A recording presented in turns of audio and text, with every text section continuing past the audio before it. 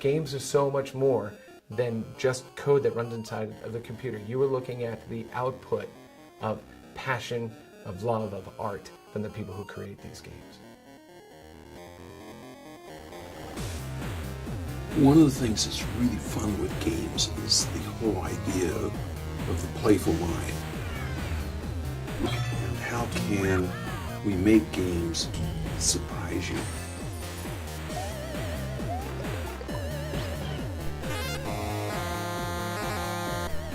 You think of all the things you could do in a perfect world, and then the tech would let you do the postage stamp in the middle of that landscape.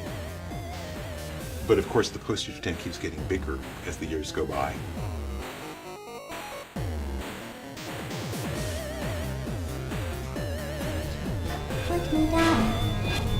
Your skill watching a movie might be eating popcorn. A skill playing a game is you feel like you've succeeded at learning something and you're good at it. One game, 100 yen.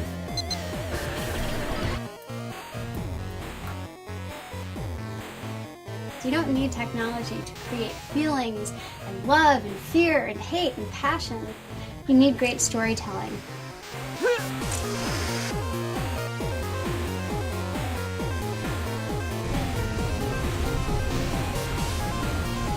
Time to break the chain!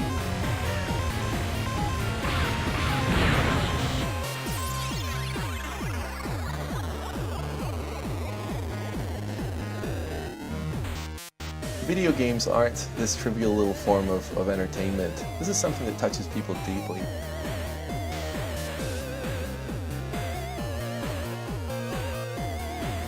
Anything human does has a potential to express. There's no difference between digital and traditional. They are all art.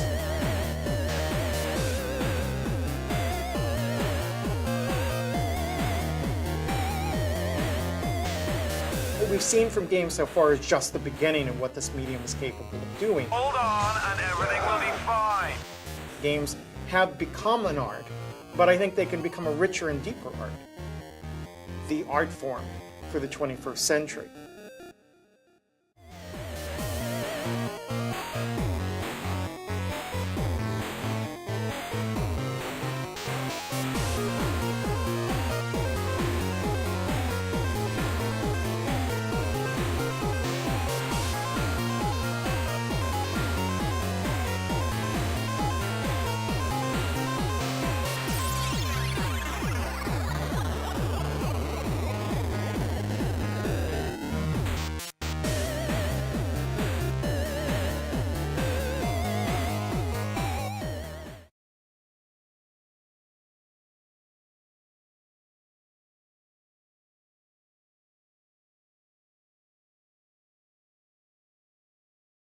One of the things that's really fun with games is the whole idea of the playful mind. And how can we make games that surprise you? When we did the VCS, probably the biggest surprise that we had was how flexible it was. There's no question that when you have a very, very fundamental system, you know, I mean, it's like we were building games based on the rules of physics, and it was really simple. And yet it was extremely powerful in what you could do with it if you were creative, interested, and very, very smart. It used to be the case that the hardware engineers would put together cool technology and then throw it at the software guys and say, here, figure out what you can do with this. And the software guys, clever guys that they are, would not only learn how to use it, but they'd always try to drive it to its maximum limits. Where they wanted to take the system and make it bigger, make it better, and so they drove the basic design of it and evolved it into a more powerful system. Back in the early days, the graphics were crude enough that we did our own graphics. The sounds were crude enough that we did our own sounds. So we became the designer, the director, the art director, the musician. We even wrote the manual, designed the box. The game Pitfall evolved out of a lot of trial and error. We started with, let me try to make a man running on the screen. Where might he be running? I'll make him run in a jungle. Why not? All you need is just the faintest kernel of an idea to start with. And you work on perfecting that little nugget until it feels fun, and you build upon that. The obligation in the early days of games was heavily on the user for willing suspension of disbelief. We really did ask users to use their imagination, and because that whole idea of computer graphics telling a story was so fresh, they were ready to do it. You'd think of all the things you could do in a perfect world, and then the tech would let you do the postage stamp in the middle of that landscape. But of course, the postage stamp keeps getting bigger as the years go by. My son was about 6. He wanted a Nintendo system for Christmas. We plugged it in and up came Super Mario Brothers for the very first time. And I was blown away by the phenomenal growth and development that games had undergone. And I thought if that 10 years wrought that much change in the capacity of this medium, this was going to be a medium of enormous expressive capacity, of enormous social capacity, that it was going to be the art form for the 21st century.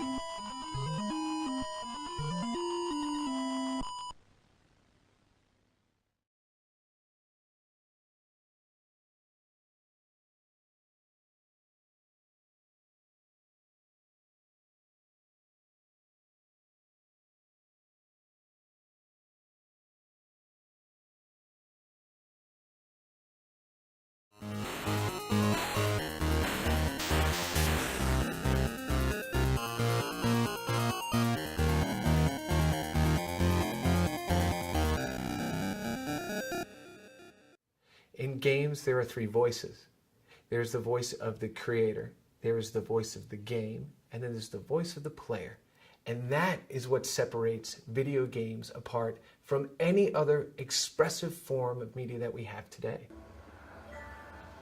We are invited by the artist to inject our own morality, our own worldview, our own experiences into the game as we play it. And what comes out is wholly different for everybody that experiences it.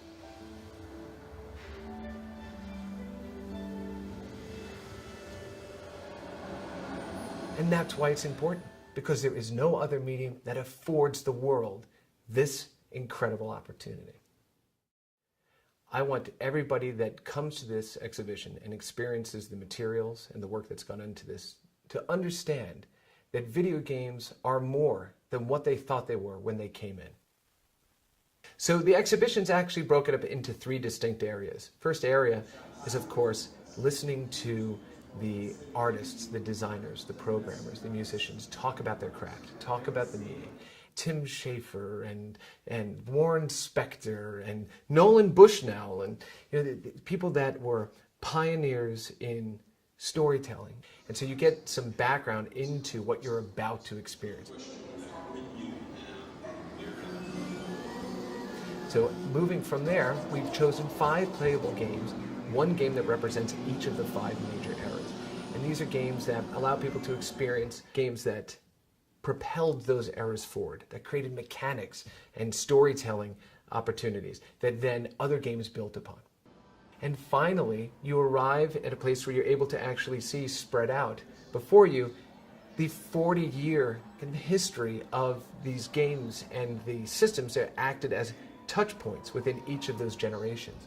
As you're experiencing the materials, you're actually able to see the evolution of the art, the evolution of the storytelling, the evolution of meaning of these games.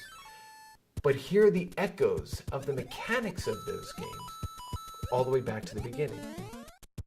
Given the era in which certain games are made, the technology isn't present for the entire story, the entire narrative to emerge, because there just wasn't space or power in which to do so.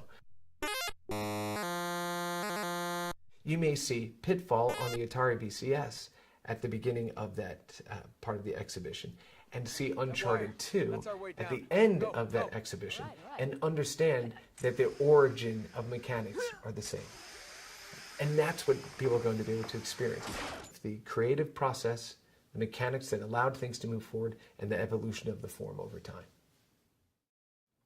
So, as people leave this exhibition after experiencing all these things, my greatest hope is they go home, re-experience these games in a completely different light. And they use them also to find connection that may have been missing within their own lives. games are so much more than just code that runs inside of the computer. You are looking at the output of passion, of love, of art from the people who create these games.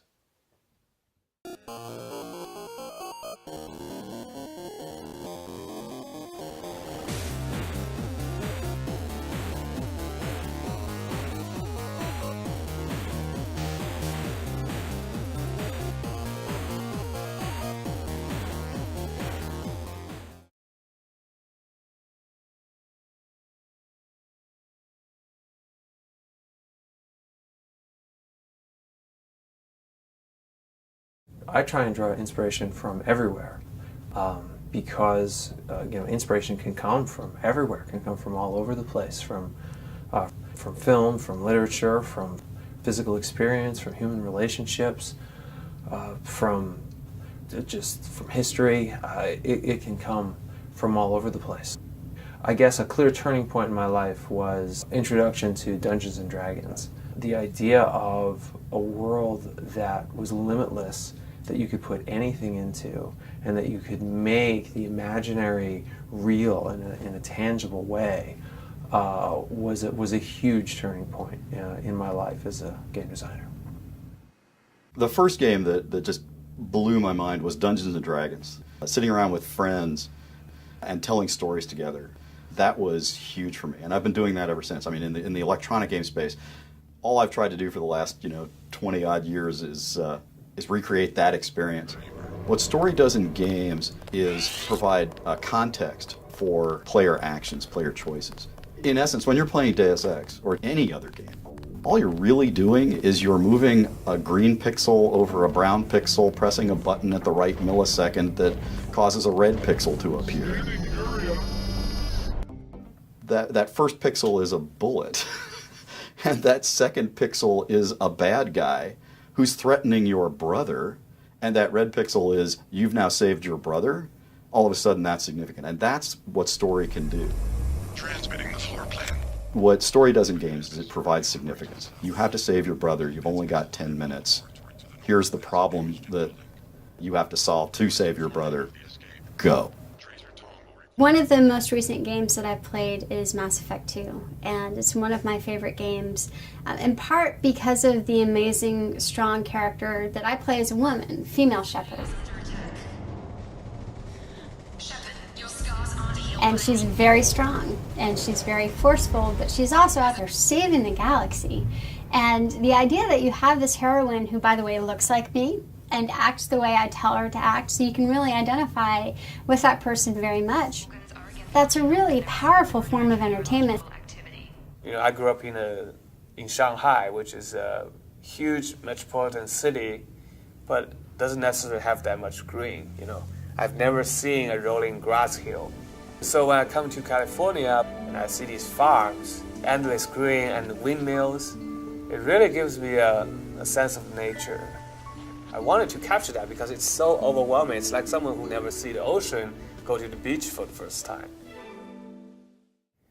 With a game, I can actually do that. I can let the player fly through the grass as if their face is next to it. They push away the grass, they can smell it by interacting with them at that close distance. But also they can fly up and oversee the scale of the field. You need to feel like you can go anywhere you want. And you can't do that in a painting, but in a game you can actually physically do that. I've always been fascinated with creating entertainment experiences that make people say, wow, I've never seen that before. And you can do that in lots of media, but since video games are always integrating new technologies and new things that are coming, I just found there's more ways to kind of give people that experience of, whoa, I've never seen that before. You don't need technology to create feelings and love and fear and hate and passion. What are you doing here? I thought you were still a work in progress. You need great storytelling. I just woke up. Probably know more than I do. I think everything is an art. Anything human does has a potential to express, and they are all art. There's no difference between digital and traditional. They are all just different technology that people invented to be expressive.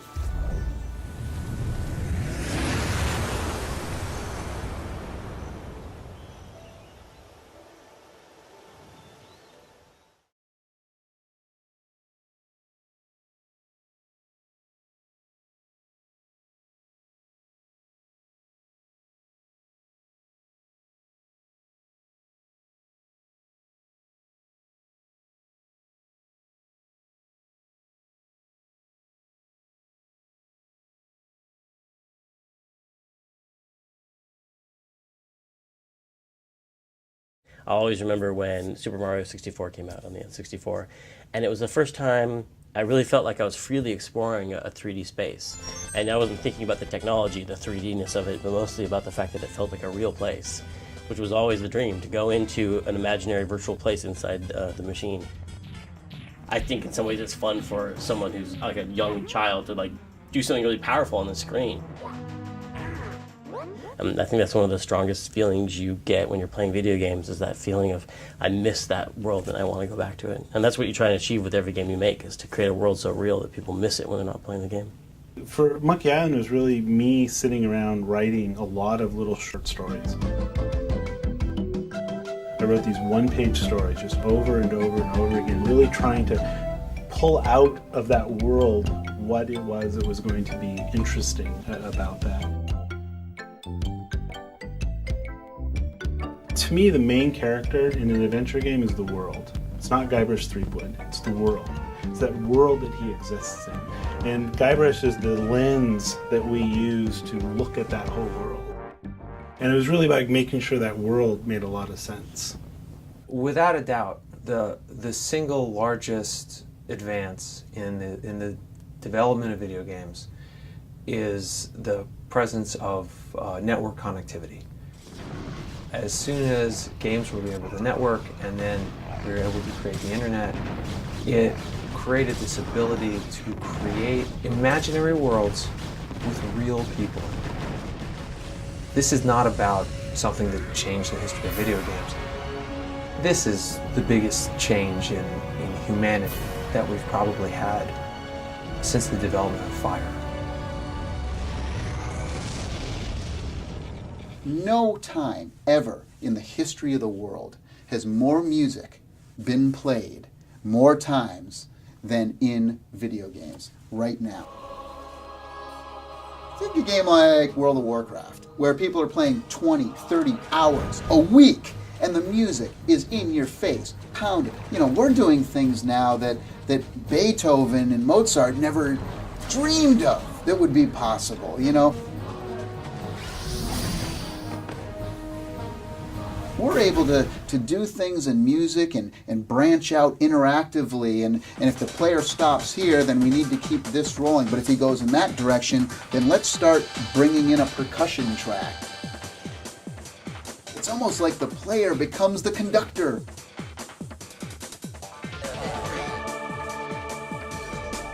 So I've always said that if Beethoven were alive today, he'd be a video game composer. No doubt in my mind. Your skill watching a movie might be eating popcorn. A skill playing a game is you feel like you've succeeded at learning something and you're good at it.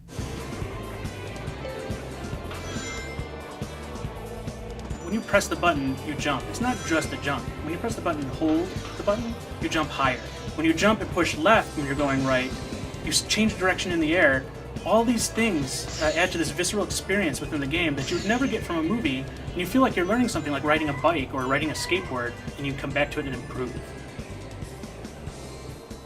And there's something about that motivation, there's something about that kind of experience that drives a player to continue to play that game and come back to it again and again. It's not just a puzzle, it's something that people really can relate to and feel very emotional about. Disney Epic Mickey, it wasn't just an intellectual exercise for players. It wasn't just mash buttons and beat a bad guy for players. It really touches people. I hope they see the potential of video games as a medium where you can learn something about the world and about yourself. Try things out in a virtual world that we would never want you trying out in the real world. And return to the real world from these virtual worlds kind of a changed and better person. Video games aren't this trivial little form of entertainment. It's not like just a colorful crossword or something that we're doing here. This is something that touches people deeply. If you don't play video games yet, we are going to get you. Trust me, we are going to find a way to get a game to you so you can understand just how powerful this medium is.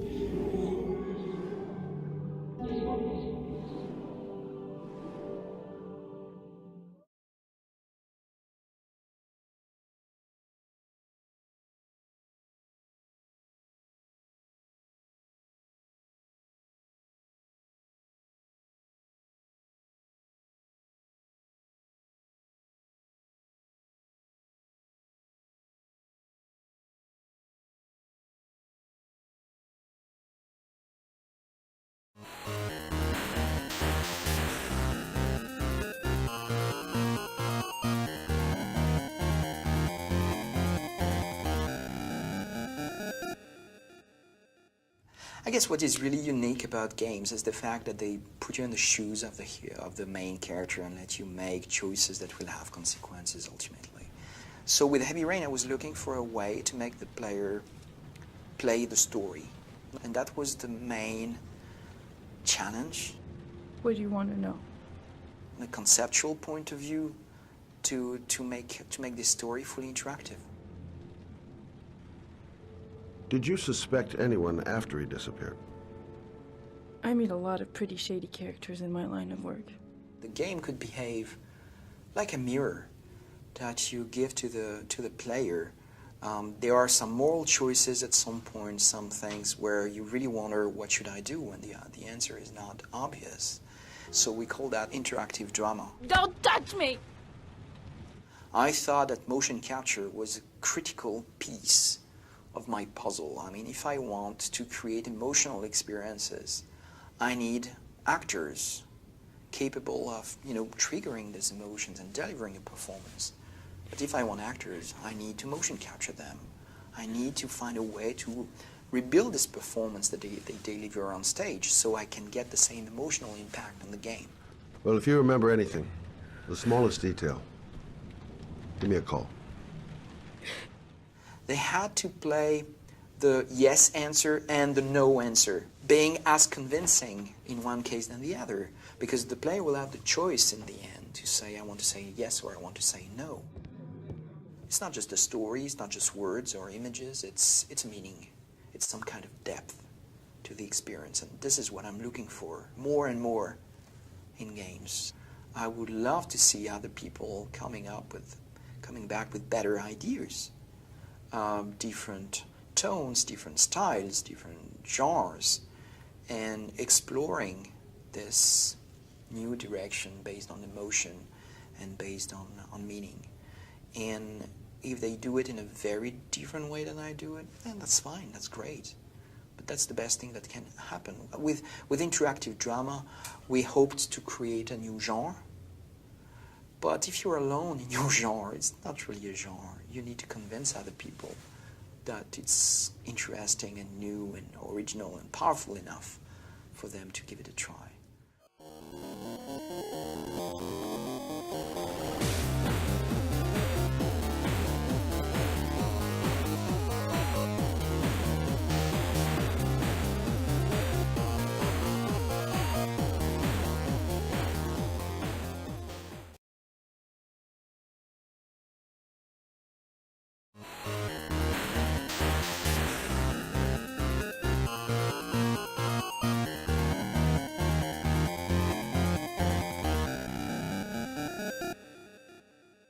I think storytelling is such an important way of self-expression culturally that it makes sense that it shows up in every art form that we have, including games. Go!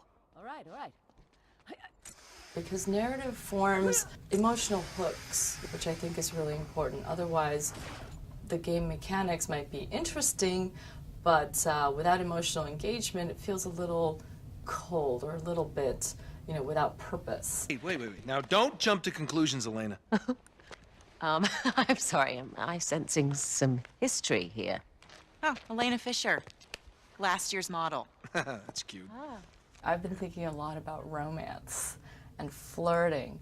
And the game that sort of started that whole trend came out years ago, and it was Knights of the Old Republic. It's a spacer RPG set in Star Wars, and you're like running around and shooting aliens. And then all of a sudden, your sort of NPC character who's your companion, there's one moment in the game when he says, I'm all ears, beautiful. And that was the moment when I was like, he's flirting with me. And I felt those sorts of feelings that you feel, like, does he like me? Did he mean that? Does he think I'm beautiful? What's going on? And it was like I was responding to this character like it was a real person. Really what's happening, I think, when you fall in love with somebody is you're trying to get to know this other person, but this other being is so complex and so beautiful. I might consider it, but what are you going to call me in exchange? Is that it? You can do better than You'll that. never really fully understand their system. And yet it's so delightful to constantly try. And in a way, I feel like that matches perhaps to interaction with a game system. You constantly want to go back into and explore and discover new things about them that you didn't know existed. And no, I'm not going to discuss them, so can we just keep our mind on more important things? Good. Like I said before, I prefer action to talk anyway.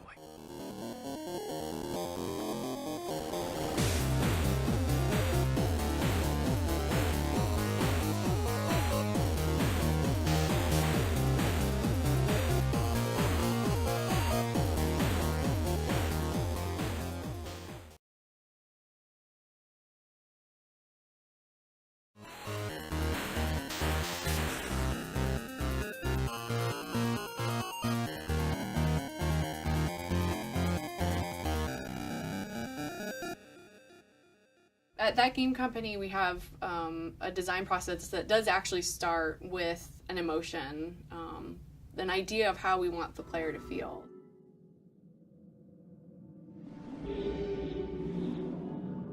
And then we try and take all of the elements, not just any sense of a story in specific, but also the visual language of the game and the audio and the interaction itself to feed that emotional journey. It's about expanding the spectrum of what video game can provide as a medium. We thought if we would be able to help to grow this medium, we need to present to the world that, hey, games can be about these feelings. They can provide these emotions.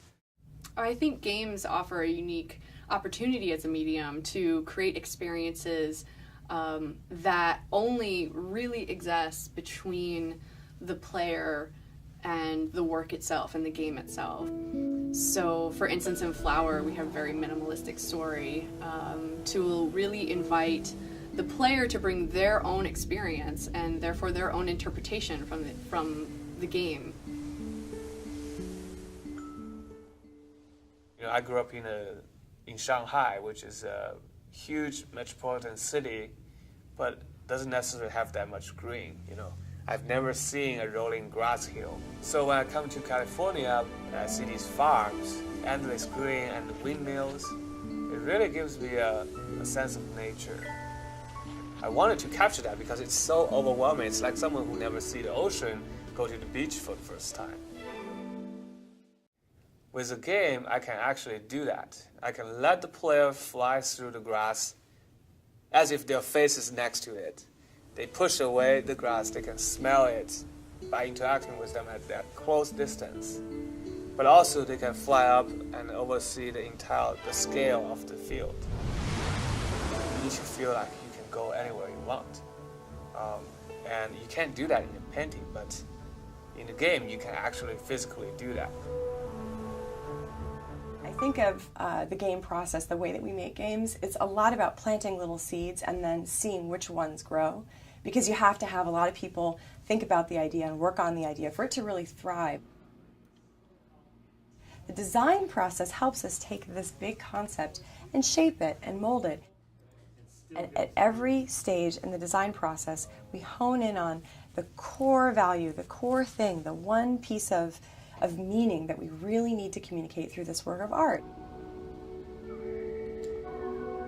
I'm currently working on a project called Journey. We were first testing this notion that two people would meet, they would be strangers, that they wouldn't know each other. And you can't speak to each other, you can't chat, it's completely mute, you can only call to each other, and then you can also glow. So when two people are close to each other, they kind of become lighter and they can glow together. And there was a moment between these two players where they were dancing on the air together and they had no idea who they were playing with. They knew no one in the world had seen this experience before. And when I saw these two play testers dancing like that together, I thought that is something that is going to be really, really emotional for someone. Someone out there is going to have an emotional experience because of that first encounter, and that really blew my mind. Play enriches your life. Video games have the capacity to connect people and help them share their feelings, their thoughts, that shows their true creative spirit. You know, I think everything is an art. Anything human does has a potential to express, and they are all art. There's no difference between digital and traditional. They are all just different technology that people invented to be expressive.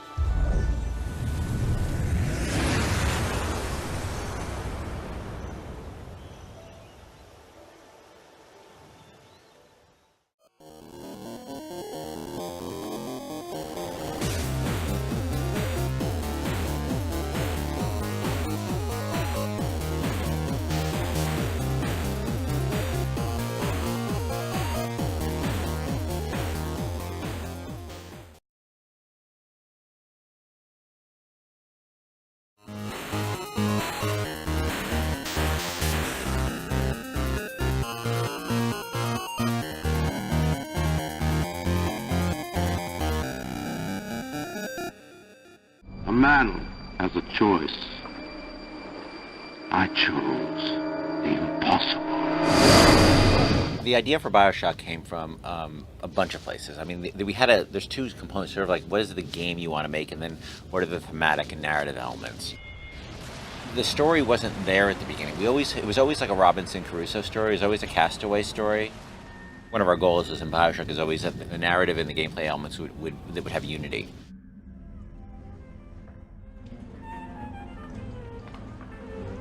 I had read The Fountainhead by Ayn Rand, and I enjoyed it. It certainly made an interesting impression on me.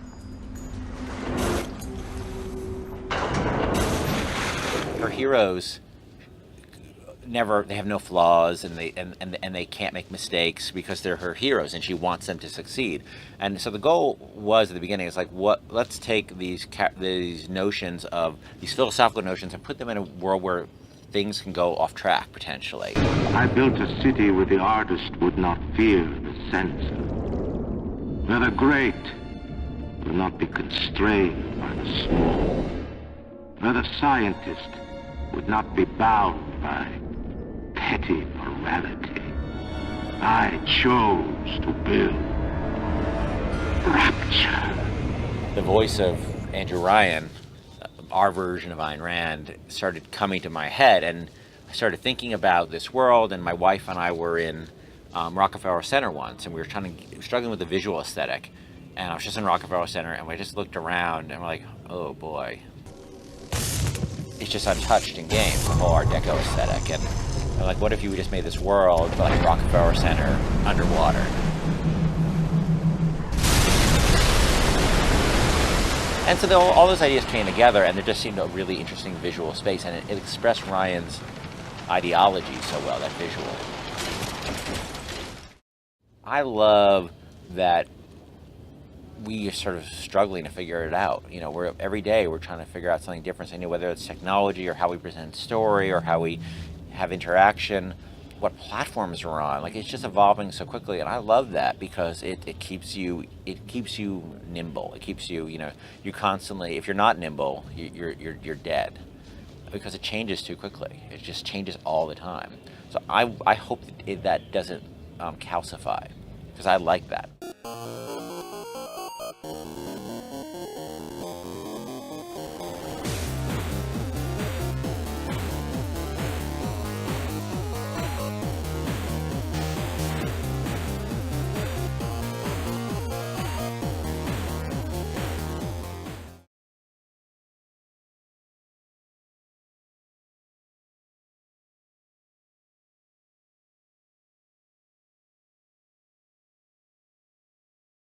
I think games offer a unique opportunity as a medium to create experiences that only really exist between the player and the work itself and the game itself. For instance, in Flower, we have a very minimalistic story to really invite the player to bring their own experience and therefore their own interpretation from the game. I think of the game process, the way that we make games, it's a lot about planting little seeds and then seeing which ones grow. because you have to have a lot of people think about the idea and work on the idea for it to really thrive. The design process helps us take this big concept and shape it and mold it.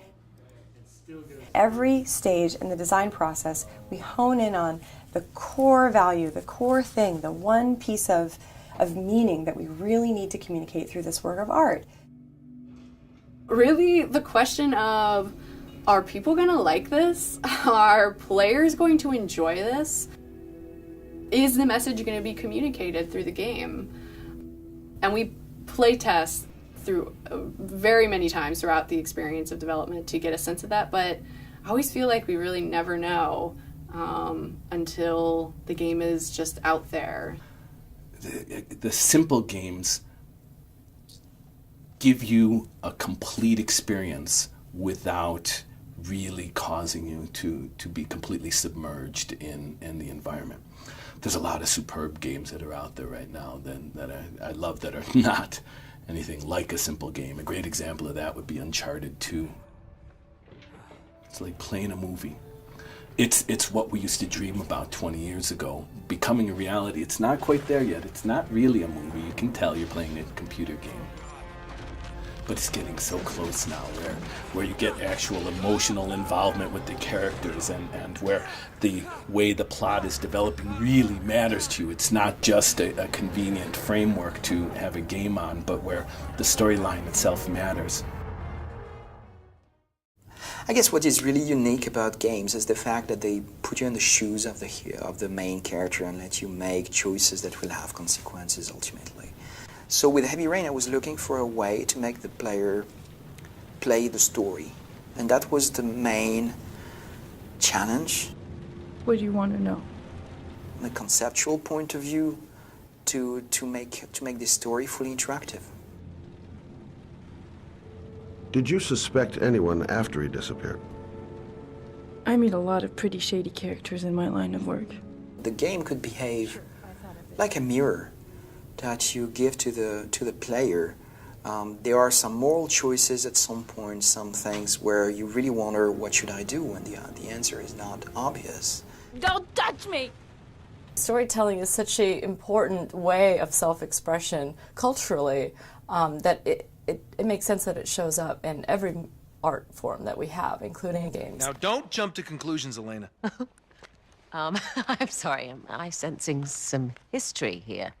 Oh, Elena Fisher, last year's model. That's cute. I've been thinking a lot about romance and flirting. And the game that sort of started that whole trend came out years ago, and it was Knights of the Old Republic. It's a spacer RPG set in Star Wars, so you're like running around and shooting aliens. And then all of a sudden, your sort of NPC character who's your companion, there's one moment in the game when he says, I'm all ears, beautiful. And that was the moment when I was like, he's flirting with me. And I felt those sorts of feelings that you feel, like, does he like me? Did he mean that? Does he think I'm beautiful? What's going on? And it was like I was responding to this character like it was a real person. Because really what's happening, I think, when you fall in love with somebody is you're trying to get to know this other person, but this other being is so complex and so beautiful. I might consider it, but what are you going to call me in exchange? Is that it? You can do better than that. You'll never really fully understand their system. And yet it's so delightful to constantly try. And in a way, I feel that matches perhaps to interaction with a game system. You constantly want to go back into and explore and discover new things about them that you didn't know existed. No, I'm not going to discuss them, so can we just keep our mind on more important things? Good. Like I said before, I prefer action to talk anyway.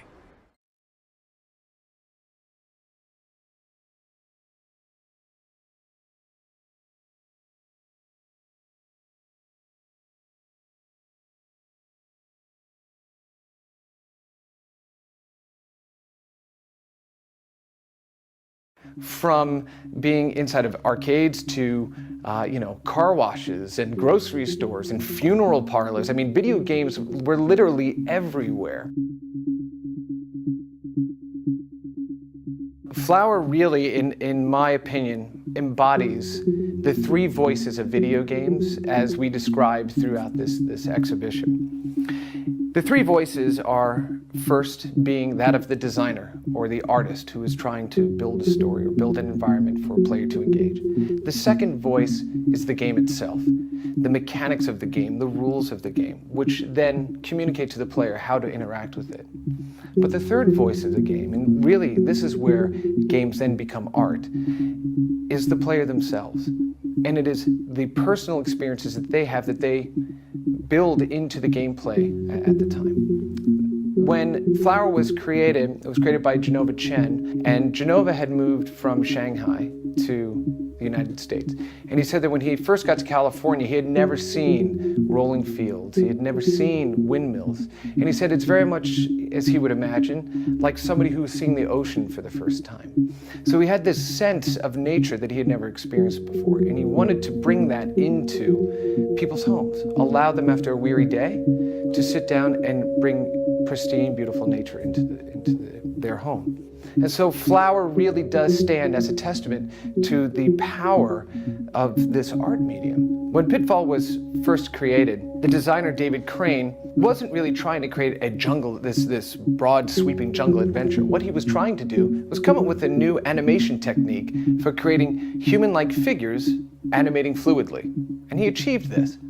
Being a bit influenced by Raiders of the Lost Ark, which was, had just gotten to the theaters at the time, they said this is a perfect opportunity to build a jungle setting. And so all of the mechanics that were laid down for this game, which still permeate today. So if you play Uncharted 2 on the PlayStation 3, and you see the protagonist Nathan Drake jumping for a vine, if you played the original Pitfall, you can see Pitfall Harry jumping at the same vine. Those mechanics permeated over time. They remained the same. And so what I like to say is that they were echoes of design that we still hear today that harken back to the beginning. Okay, so Marble Madness was created by this young guy at the time, Mark Cerny. He was 17 years old when he created this game for Atari. And the great thing about Marble Madness was he was able to convey this Escher-esque sort of environment in a technology that really couldn't do three-dimensional graphics. So using what we call a 2.5D perspective, right, or an isometric perspective, they tipped the artwork to make it look like there was actually depth of field, that there was actually objects within a 3D plane in which a player could maneuver, when in fact there wasn't. So it's using art styles and art techniques to create a world that has depth to it when in fact there is none, much like M.C. Escher's drawings.